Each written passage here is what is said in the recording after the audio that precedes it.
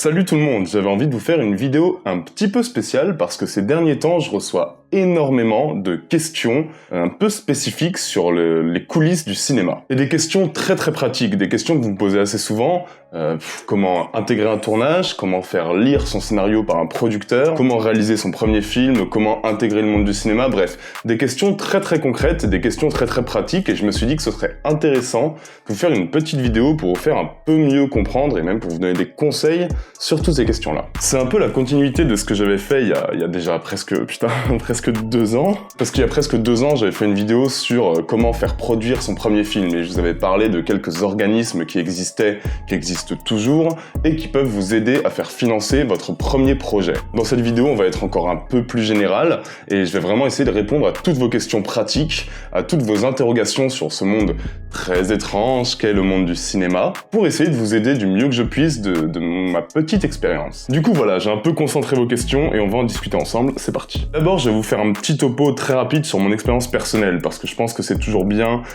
pour vous de savoir que la personne qui vous parle est assez légitime pour vous donner des conseils comme ça. Moi, j'ai intégré le monde du ciné un petit peu par hasard quand j'étais en fac de ciné parce que c'était ce qui m'intéressait, mais je savais pas du tout ce que je voulais faire de ma vie. Je viens d'un petit village de Bourgogne et d'un coup, je vois des camions installés pas loin de mon village. Je me dis que c'est peut-être des camions de tournage. Je vais voir et effectivement, c'était des camions de tournage puisqu'ils étaient en préparation d'un film, un film de Cédric Klapisch qui s'appelle Ce qui nous lie. Moi, à l'époque, je me dis, ça peut être sympa, j'ai jamais intégré un seul tournage, est-ce que je peux parler au régisseur général, voir s'il aurait besoin d'un petit coup de main, un petit stagiaire local? On s'est bien entendu, ça a marché, donc j'ai fait tout le tournage de Ce qui nous lie en tant que stagiaire régie puis stagiaire prod. À partir de là, je me suis fait quelques contacts, je suis monté à Paris et je me suis spécialisé dans la production. J'ai commencé à Canal+, j'ai commencé ensuite au Studio Bagel, donc avec que des youtubeurs, puis ensuite je me suis dit que ça pouvait être sympa de faire du ciné. J'ai rejoint une boîte de prod qui s'appelle Paraiso Productions qui produit à la fois des longs métrages plutôt friqués et des premiers courts-métrages de jeunes autrices, de jeunes auteurs. Puis évidemment, avec le temps, l'expérience, j'ai un petit peu pris du galon, je suis devenu chargé de prod pour des plutôt grosses prods,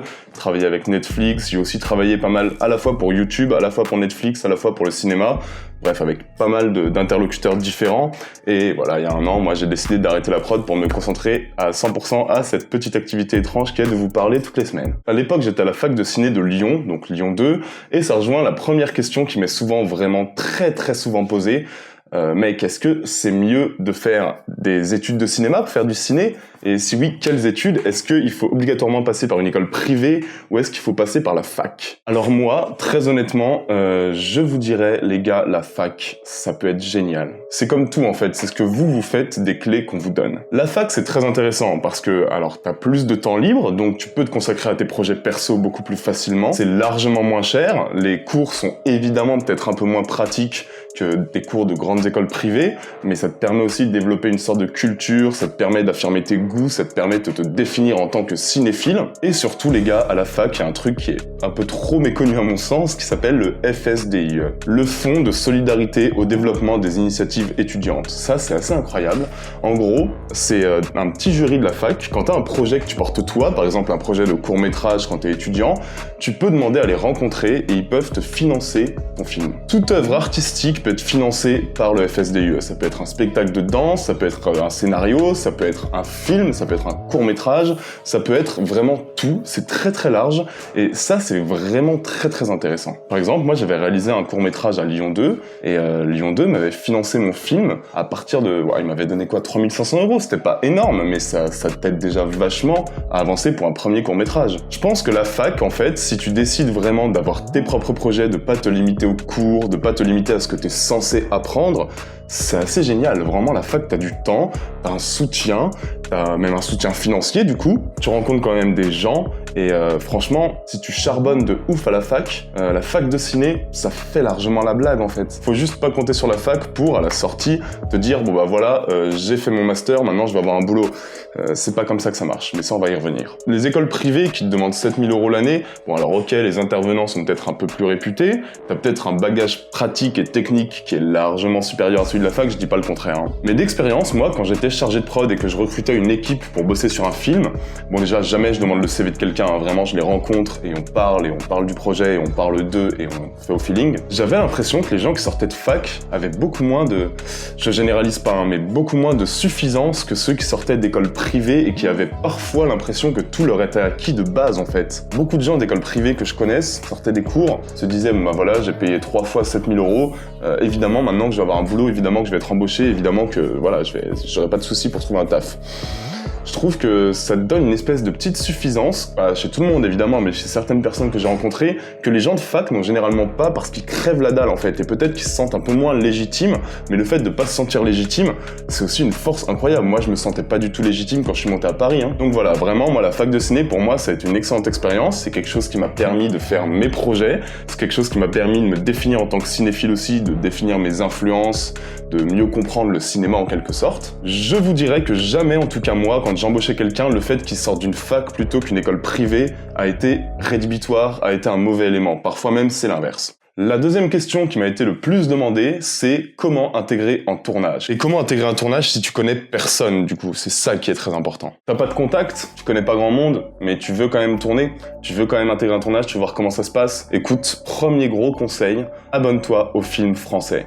Le Film Français, c'est un magazine qui est aussi dispo en ligne, qui a une spécificité assez géniale, c'est que tous les mois, il te donne un planning de production. C'est-à-dire que tu vois où sont localisés tous les tournages en France, tu vois les boîtes de prod qui veulent communiquer dessus, c'est pas le cas de toutes, mais c'est une majorité. Tu vois les boîtes qui ont des projets en développement, des projets en production, des projets qui vont aller en tournage d'ici quelques mois. En fait, les boîtes de prod communiquent leur agenda, leur calendrier de tournage, de développement, de post-production, de pré-production, etc.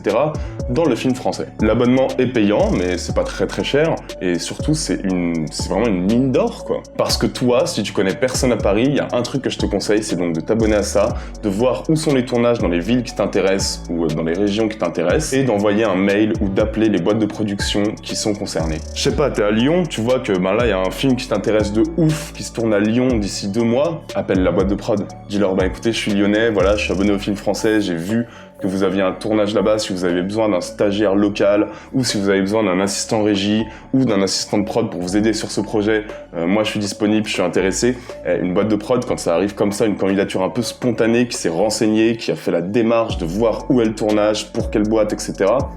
Franchement, ça marche quoi, ça marche. Et si c'est pas pour ce film-là, ce sera pour le prochain. Vraiment, les boîtes de prod sont hyper sensibles à ce genre de trucs, Vraiment, croyez-moi là-dessus. Y aller un petit peu au culot, montrer que tu t'es intéressé à leur projet, montrer que tu crèves la dalle et que t'as vraiment envie d'aider sur leur tournage, ça marche tout le temps. Et croyez-moi, si vous êtes pris sur un film comme ça et que ça se passe bien, vous serez pris sur le prochain, c'est sûr. On me demande aussi souvent, du coup, en question, comment ça s'organise une boîte de production. C'est quoi en fait une boîte de prod? Parce qu'on parle de producteur, on parle de chargé de prod, de directeur de prod. C'est un peu vaste, tout ça, c'est un peu confus. Comment ça marche une boîte de prod? Déjà, la boîte de prod, elle a une productrice ou un producteur.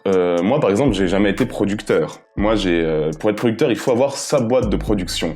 Moi, j'ai été directeur de production, c'est-à-dire que je suis affilié à un projet et je suis responsable du bon déroulement du tournage de ce projet, ou alors chargé de production, et ça c'est un terme qui est plus pour l'audiovisuel, qui est plus quand tu bosses pour la télé ou pour YouTube. T'as aussi une administratrice ou un administrateur de production qui là s'occupe plus de tout ce qui est admin, du coup évidemment, genre comptable, notes de frais, etc. etc.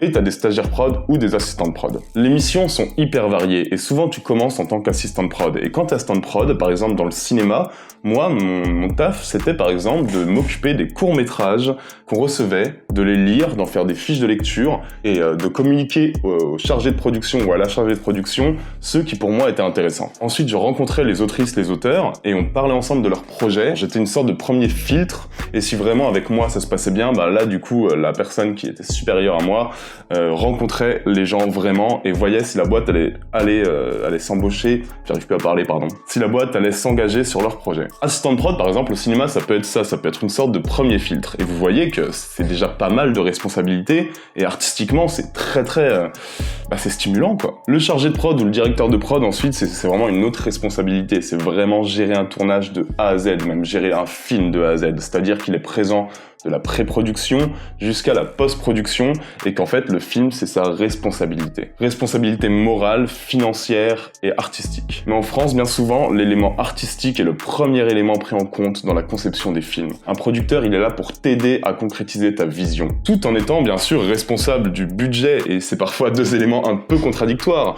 Mais quand par exemple toi t'as un truc dans ta vision qui en tant que réalisateur est un peu cher, le dire prod il va essayer de voir avec toi des concessions, te dire ok ça non on n'a pas les moyens, mais on peut faire ça, ou peut-être que si tu veux vraiment ce plan on va devoir économiser sur la séquence d'après. Voilà, en fait c'est que des concessions, c'est que des dialogues.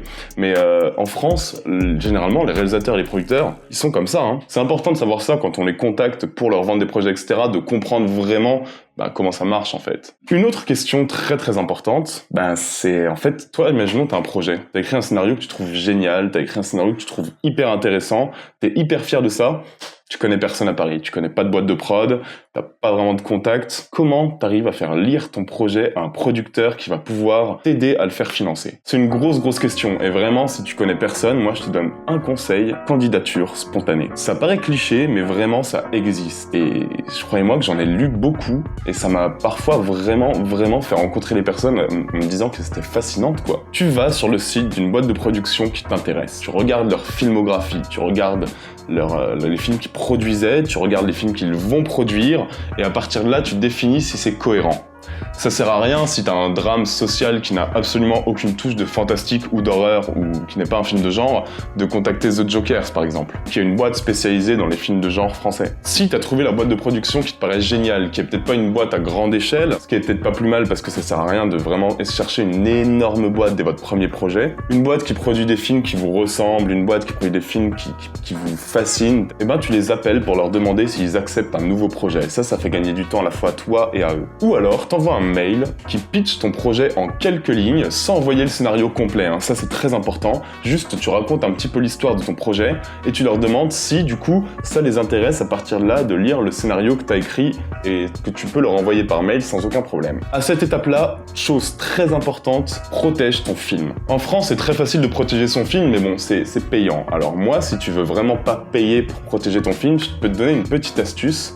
T'imprimes ton scénario, tu te l'envoies à toi-même et tu n'ouvres absolument pas l'enveloppe que tu as reçue. Imaginons qu'une boîte de prod vole ton scénario, bon, il y a très peu de chance, mais bon, on sait jamais, au moins t'es protégé, tu pourras, au tribunal, sortir l'enveloppe non ouverte avec le cachet de la poste qu'avec la date qui fait foi et dire ouais mais regardez, moi il y a 2 ans ce scénario je l'avais écrit en fait, c'est la boîte de prod qui me l'a volé, et moi il y a 2 ans ce scénario existait et c'est moi qui l'avais écrit. Juridiquement c'est peut-être pas le truc le plus solide du monde, mais en tout cas ça peut déjà vraiment t'aider quoi. Donc voilà, moi la candidature spontanée je trouve que c'est toujours intéressant, même s'il y a un travail à faire vraiment en amont pour voir quelle boîte de prod tu contactes, ne pas aussi les contacter toutes en même temps parce que elles parlent en fait. Nous on parlait à plein d'autres boîtes de prod quoi. En fait on savait exactement quel projet était envoyé sans aucun travail en amont, sans aucun filtre. On voyait les gens qui envoyaient juste leur projet à 50 000 personnes sans chercher à comprendre pourquoi. Un producteur, il a besoin de se sentir aimé, il a besoin de se sentir désiré, il a besoin de se dire que le réalisateur ou la réalisatrice veut travailler vraiment avec lui. Vous pouvez contacter plusieurs boîtes de prod, mais il faut que ce soit cohérent et il faut pas que ce soit fait avec un mail copié à l'identique et envoyé dans la même journée à 3000 personnes. Là, vraiment, vous vous grillez. En plus de ces candidatures spontanées, il y a d'autres pistes. Et pour ça, je vais vous rediriger vers la vidéo que j'avais faite avant, il y a 2 ans, du coup, où je vous parlais, par exemple, du grec, où je vous parlais de We Feel Good, où je vous parlais de quelques résidences d'écriture. C'est encore d'actualité, tous ces dispositifs-là. Et ça peut vraiment vous donner pas mal de moyens de produire votre film, en tout cas votre premier court ou votre premier long, et d'avoir un accompagnement là-dessus, parce qu'un accompagnement artistique, c'est vraiment pas à négliger. Et la dernière question qui m'a été beaucoup posée, c'est est-ce que pour moi, c'est obligatoire d'habiter à Paris quand tu veux bosser dans le cinéma, quand tu veux intégrer le monde du cinéma? Je crois que la réponse va pas forcément vous plaire. Pour moi, c'est un passage obligé en tout cas, parce que c'est pas de ma faute, c'est pas de ma faute, c'est une tendance qui se confirme, les tournages sont à Paris. C'est une réalité concrète et je peux vous dire, d'ailleurs les chiffres sont là, en 5 ans, je crois que le nombre de tournages à Paris, il a explosé de 80%, c'est gigantesque et c'est triste, je suis d'accord avec vous, c'est triste. La France est un pays magnifique, il y a des décors de partout et beaucoup de gens décident de rester à Paris et c'est d'une tristesse infinie. Mais malheureusement, du coup, c'est comme ça, et je pense que les premières années, tant qu'on n'est pas encore quelqu'un de confirmé, tant qu'on n'est pas encore quelqu'un que les gens vont venir chercher, mais que c'est plutôt toi qui cherches des tournages et qui cherches à te faire connaître, il faut que tu sois à Paris. Ça va beaucoup te faciliter la tâche. Peut-être que dans 10 ans, quand tu auras tes contacts, quand tu auras ton répertoire, là tu pourras vivre ailleurs, tu pourras vivre où tu veux et tu pourras sélectionner tes projets pour te dire voilà, là, il faut que je fasse mes heures, je vais bosser 6 mois là-bas et après je retournerai vivre là où je veux vivre. Beaucoup d'intermittents font ça, hein. D'ailleurs avec le Covid, ça a vraiment accéléré les choses. Mais je pense en tout cas que les premières années, Paris reste malheureusement une sorte de passage obligé. Voilà, écoutez, j'espère que cette petite vidéo, ce petit tour d'horizon des questions que vous m'avez posées vous aura aidé. Et j'espère que ces petits conseils sauront vous être utiles, parce que pour moi, c'est ça Intercut aussi, c'est que si je peux profiter un petit peu de mon expérience pour vous aider à faire vos propres projets, parce que certains m'ont envoyé déjà ce qu'ils faisaient et je trouve ça assez incroyable, vraiment, certains d'entre vous sont vraiment des putains d'artistes, c'est tout bénef, donc vraiment n'hésitez pas, si vous avez d'autres questions d'ailleurs, posez-les en commentaire, moi je vais pouvoir répondre dans une autre vidéo, parce que là vraiment on a fait qu'un petit tour d'horizon d'une question générale énorme, j'y répondrai autant que possible, et d'ici là, nous on se retrouve dimanche pour un C'est comme en mieux que vous attendez depuis pas mal de temps, je pense. On se retrouve très bientôt, n'oubliez pas, c'est très important, que vous êtes les meilleurs, que vos projets valent le coup et que vous pouvez complètement intégrer ce monde du cinéma qui n'est pas du tout un milieu aussi fermé qu'on pense ou qu'on aime le croire. Je vous fais des gros bisous, ciao à tous, salut.